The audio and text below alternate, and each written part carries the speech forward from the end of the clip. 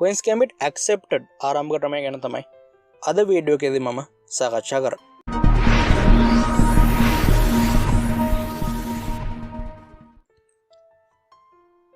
Sinhala chess පාසල SHS Academy YouTube channel එකට අදත් මම chess යාළුවෝ ටික සාදරයෙන් පිළිගන්නවා. ඉතින් D4 ඇදීමෙන් ආරම්භ වෙන වීඩියෝ සීරීස් එකක් අපි ආරම්භ කරා.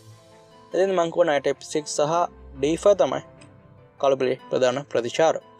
ඉතින් මෙතෙන්දී මම සලකන්නේ මූලිකව d5 ඇදීම.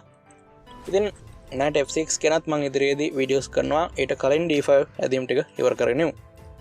d5 ඇදීමේදී මූලිකව සිදු කරන දේ තමයි e4 ඇදීම වළක්වන එක.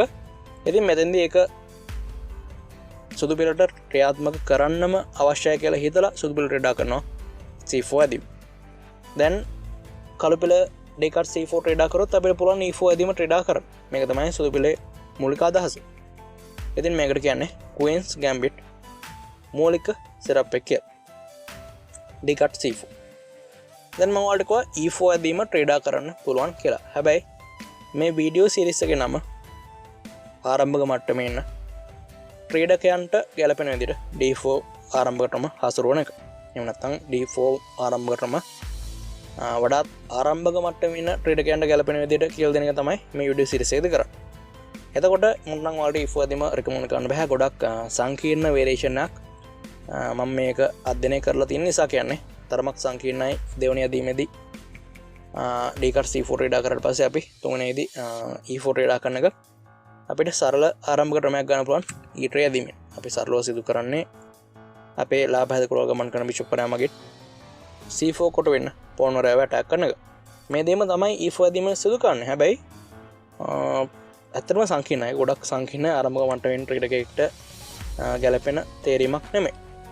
සරල විදියට කාට හරි කියලා දෙන්න පුළුවන්. ඒ වුණාට ඒක ඇත්ත නෙමෙයි. වේරියේෂන්ස් ගත්තට පස්සේ ගොඩක්ම සංකීර්ණ ආරම්භක ක්‍රමයක්. තුන්වෙනි ඇදීමේදී e4 ට්‍රේඩා කරන එක. හැබැයි ට්‍රේඩා කරාම අපිට ලැබෙන පිහිටීම් ගත්තට පස්සේ සාමාන්‍යයෙන් සරලව හිතලා ට්‍රේඩා කරන්න පුළුවන්. කලපිලේ හොඳම ප්‍රතිචාරය වෙන්නේ knight f6. ඊට අමතරව ට්‍රික්ස් සහ ටිප්ස් කිහිපයක් දෙන්න, ට්‍රැප් එකක් දෙන්න එක. ඒක තමයි b5. මෙතෙන්දී අපි ට්‍රේඩා කරනවා a4. b5 ට්‍රේඩා කරේ c4 කොට වෙන්න පෝන් රාව ආරක්ෂා කරලා පෝන් වරේක දිනා ගන්න. මොකද අපි c4 ඇදීමේදී පෝන් ගැම්බිට් එකක් විදිහට తాවකාලිකව භාවිතා කරා. ඉතින් දැන් අපිට මේ පෝන් රාව අපව ගන්න ඕන. අපිට ට්‍රේඩා කරනවා a4. දැන් c6 අපි b5 පෝන් එක්ස්චේන්ජ් කරනවා c cut b5. මෙතනදී අපි ට්‍රේඩා කරනවා queen f3. මේ පොසිෂන් එකේදී බැහැ කළු පිළට b5 පෝන් රාව ගන්න. යාට පුළුවන් bishop b7 එහෙම නැත්නම් e6 වගේ ඇදීමක් උත්සාහ කරන්න. එහෙම නැත්නම් c6 ට්‍රේඩා කරන්නෙම නැතුව b4 ඇදීම try කරන්න පුළුවන්. ඒක තමයි ප්‍රධානම ඇදීම විදිහට සැලකන්නේ. ඒ වුණාට මේ වේරියේෂන් එක වැරදි වේරියේෂන් එකක්. මෙතෙන්දී අපි ඇඩ්වාන්ටේජ් එක ගන්නවා queen f3 ඇදීම හරහා a8 කොට වෙන්න රුක් කරව ඇටැක් කළා. මේක Queen's Gambit accepted ආරම්භක ක්‍රමේන ගොඩක් ජනප්‍රිය ගොලක්. එහෙම නැත්නම් ට්‍රැප් එකක්. knight c6 අනිවාර්යයෙන්ම ට්‍රේඩා කරනවා. queen cut c6 bishop d7 රුක් කරයව ආරක්ෂා කරගන්න නම් knight වරයව අනිවාර්යයෙන්ම පරිත්‍යාග කරන්න වෙනවා සුදු පිළට. ඉතින් කළු පිළට දැන් අපිට පුළුවන් queen a6 වගේ ඇදීමක් උත්සාහ කරන්න. ඉතින් අපිට පුළුවන් අපේ knight සහ bishop වරු පිටතට අරගෙන හොඳ ගේම් එකක් කන්ටිනියු කරගෙන යන්න සුදු පිළ විදියට. ඒ අපි සාකච්ඡා කරේ චූටි ට්‍රැප් එකක් Queen's Gambit accepted ආරම්භක ක්‍රමයේදී ලබා ගන්න පුළුවන්. ඒ වගේමයි e6 ඇදීම තරමක් නිර්වද්‍ය ඇදීමක්. මෙතෙන් අපිට පුළුවන් knight f3 try කරන්න.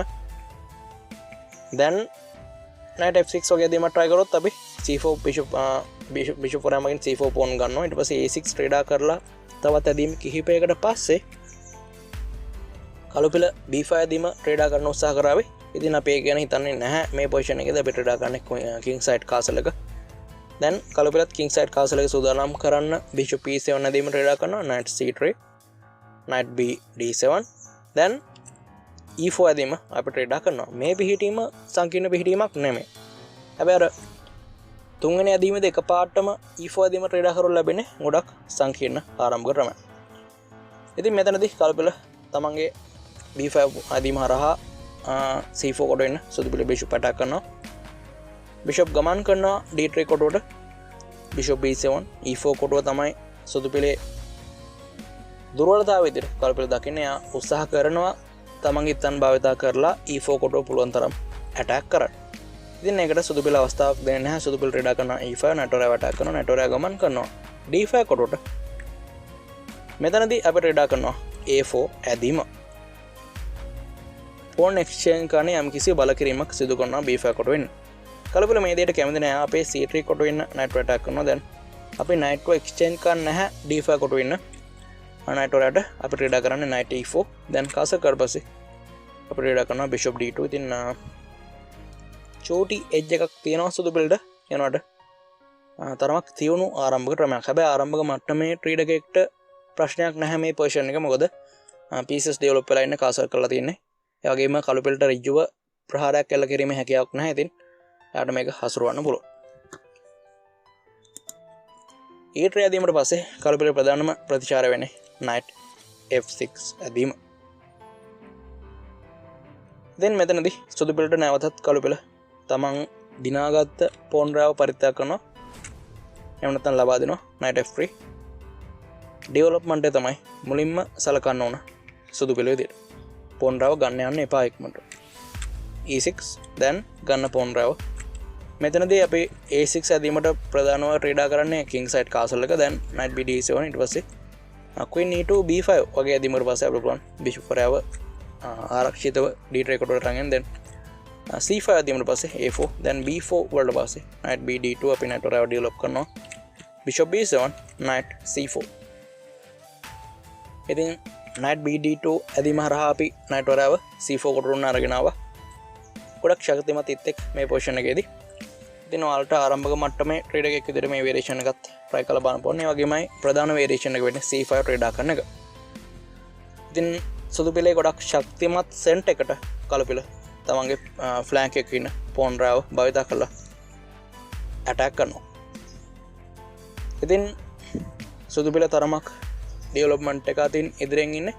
මේක කළු පිළට සමහරලාට ප්‍රශ්නයක් කරන්න පුළුවන්. මොකද ඩෙවලොප්මන්ට් එක අතින් ඉදිරියෙන් ඉන්න ක්‍රීඩකයෙක්ගේ සෙන්ට් එක ඇටැක් කරන එක අපිට ප්‍රායෝගිකව සලකන්න පුළුවන් දෙයක් නෙමෙයි. හොඳ දෙයක් විදිහට. castle king side c4 d4 knight cut d4. ඉතින් සෙන්ටර් එක ඇටැක් කරා කළු පිළ. ඒකට ප්‍රතිචාරයක් විදිහට සුදු පිළට ශක්තිමත් හොඳ සෙන්ටර් එකක් ලැබුණා. ඒ වගේමයි තමන්ගේ රජතුමාව කාසල් කළා හොඳ පොසිෂන් එකක් ලබා ගත්තා. ඉතින් කාම කළු පිළේ රජතුමා කාසල් කළා නැහැ. ඉතින් මේ අපි සාකච්ඡා කරේ ආරම්භක මට්ටමේ ඉන්න ක්‍රීඩකයෙක්ට ගැලපෙන විදිහට කොහොමද d4 ඇදීම හසුරවන්නේ Queen's Gambit accepted ආරම්භක ක්‍රමය. තවත් වීඩියෝස් එනවා මේ තීම් එක යටතේ. මම හිතනවා මේක මූලික වීඩියෝ එකක් විදිහට ඔයාලා සලකයි කියලා. මොකද මූලික අදහස් ටික තමයි කියන්නේ වැඩිපුර වේරියේෂන්ස් සාකච්ඡා කරන්න. මොකද ආරම්භක මට්ටමේ ක්‍රීඩකයෙක්ට වැඩිපුර වේරියේෂන්ස් කිව්වා කියලා ප්‍රයෝජනයක් නැහැ. එයාට යන්න ඕන දේ තමයි අදහස් ටික. ඉතින් මේ වීඩියෝ සිරිස් එක ගැන ඔයාලගේ අදහස් මොනවද? තව ඉම්ප්‍රූව් වෙන්න මොන හරි තැනක් තියෙනවද? එහෙම නැත්නම් මම මොකක් හරි වේරියේෂන් එකක් කම්පියුටර් එවලුෂන් එකට අනුව වැරද්දක් කිව්වද? මම චෙක් කරලා බැලුවා. එහෙම වැරද්දක් නම් මට අහුනේ නැහැ. උනට වැරද්දක් තියෙනවා නම් ඔයාලට අනුව පොඩ්ඩක් කපාල කමෙන්ට් සෙක්ෂන් එකේ ඉඳලා ගැන සාකච්ඡා කරමු. ඉතින් චෙස් කියලා කියන්නේ නිතරම අප්ඩේට් වෙන ගේම් එකක්. එතකොට මොකක් හරි වැරද්දක් වෙන්න පුළුවන්. ඉතින් මේ වීඩියෝ එක රෙකෝඩ් කරන දවස් වලදී chess log shore Magnus Carlsen title තුනම දෙනවා Brits game එක. ඊට පස්සේ Brits title එක, ඒ වගේම rapid title එක, ඒ වගේම classical title එක දීලා තිබ්බේ. ඒ වගේම කාන්තා chess log shurතාවයත් මේ වීඩියෝ එක රෙකෝඩ් කරන දවසේදී ආරම්භ වෙලා තියෙනවා. හැබැයි ඒකෙදී ප්‍රශ්නයක් තියෙනවා. YouTube එකේ live stream එක එච්චරම සාර්ථක නැහැ. ඉතින් ඒ ගැනත් පුංචි ප්‍රශ්නයක් තියෙනවා. ඒ ගැනත් වීඩියෝස් ඉදිරියේදී සාකච්ඡා කරන්නම්. ඒ ටෝර්නමන්ට් වලදී ක්‍රීඩා වෙච්ච තරඟ. ඉතින් මම හිතනවා අර මේකෙන් පුංචි දැනුමක් ගන්න ඇති කියලා. Queen's Gambit accepted ආරම්භක ක්‍රමය ආරම්භක මට්ටමේ ක්‍රීඩකයෙක් විදිහට ක්‍රීඩා කරන්නේ කොහොමද කියලා. ඉතින් ඔයා ඉන්ටර්මීඩියට් ප්ලේ එකෙන් නම් මම ඔයාලට ඉදිරියේදී සාකච්ඡා කරන වීඩියෝ වැදගත් වේවි. දැනට ආරම්භක මට්ටමේ ක්‍රීඩකයෙක් තමයි මම ෆෝකස් කරා. තවත් වීඩියෝ එකක් හැමෝම SHS Academy YouTube channel එක